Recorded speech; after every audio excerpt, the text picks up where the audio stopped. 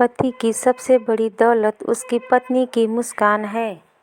शादी विवाह परिणय बड़े ही रोमांटिक तरीके से यह शब्द जीवन में आता है। लगता है कि बस शादी हो गई तो सब मधु ही मधु है। लड़कियों के जीवन की इति कर्तव्यता शादी को समझा जाता है और उसे बचपन से ही इस तरह से पेश किया जाता है कि एक लड़की शादी को जीवन का सबसे अहम भाग समझने लगती है और यह कुछ हद तक सही भी है। अगर सही जोड़ीदार मिल जाए तो जीवन अच्छा कटता है, ये बात तो सबको माननी ही पड़ेगी।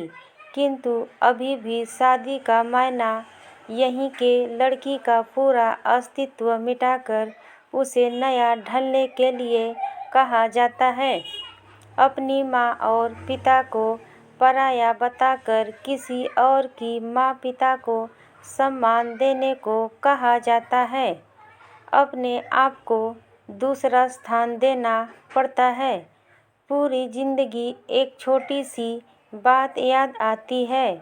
मेरी शादी के बाद हम कहीं दूर रहते थे। ससुराल और मायका एक शहर में था।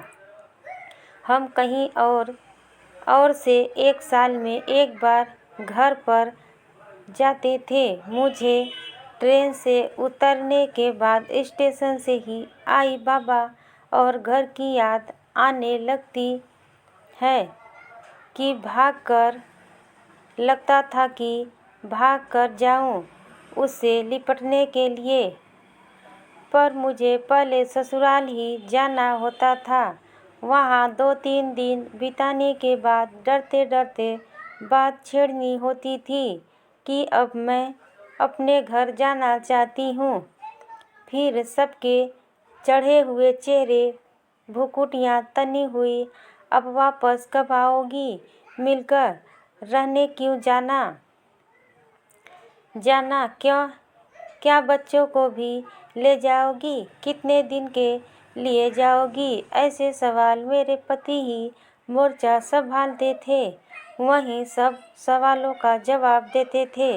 मुझे अपने घर जाने से अपने माता पिता को मिलने के लिए ये सब क्यों सहना होता था। हर साल वही बात। ससुराल का बड़ा परिवार था। सब जगह काम थे। रहने के लिए सुविधा थी।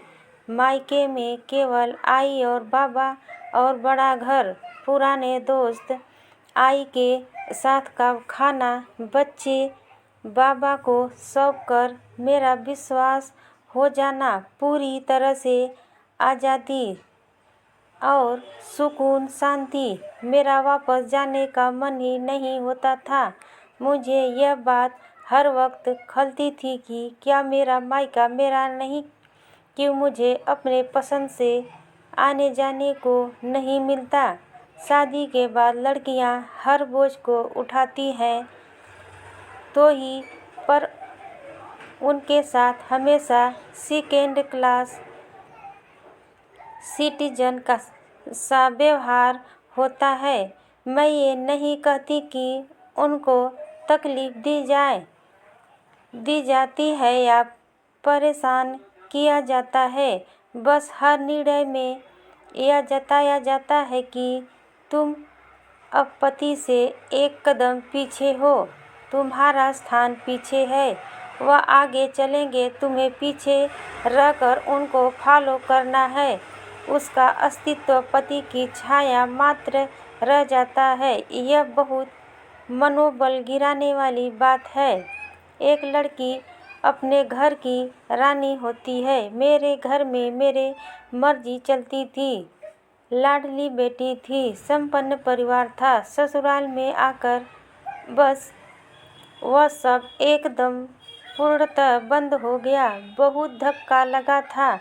कई साल लग गए उस स्थिति में उबरने के लिए। लेकिन तुम लड़के पति इतनी ससुराल के अन्य लोगों के लिए महत्वपूर्ण नहीं हो, इससे मनोबल टूटता है। अच्छा दामाद के आते ही मेरे आई बाबा भी बदल गए। कुछ भी निर्णय लेना हो, चाहे वह बाहर किस जगह खाना खाने जाना है, जैसे कुछ निर्णय ही क्यों ना हो, उनकी एक ही रट लगी रहती थी। उनसे पूछ लो, वह हाँ कहें तो आना, वह हाँ कहेंगे तो जाना। इस प्रकार की बातें करने लगे।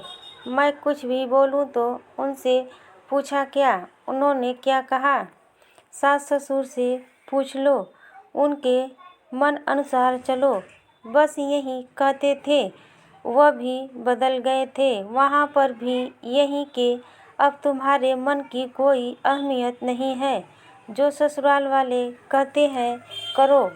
आजकल वैसे सब बदल गया है। मेरी बहू और बेटी दोनों जिस आत्मविश्वास से अपनी बात आगे रखती हैं और स्वयं के प्रति जागरूक हैं, वह मुझे अच्छा लगता है। खैर, हम उन लोगों में हैं जिनके घर यह स्थिति है। अन्य जगहों पर बहू को उसकी जगह दिखाना, उसके मनोबल को गिराने का कार्यक्रम अभी वैसे ही चल रहा है, पर जल्दी ही इसमें सुधार आएगा, मेरा ऐसा विश्वास है। पति की सबसे बड़ी दौलत उसकी पत्नी की मुस्कान है और पत्नी का सबसे बड़ा शहर उसके पति का विश्वास है। यह रिश्ता बराबरी का है, जहाँ कोई छोटा या बड़ा नहीं होता। हेलो दोस्तों, अगर मेरी स्टोरी पसंद आई हो तो मेरे चैनल को लाइक और सब्सक्राइब ज़रूर कर दीजिएगा दोस्तों। राधे राधे दोस्तों, राधे राधे, नमस्कार।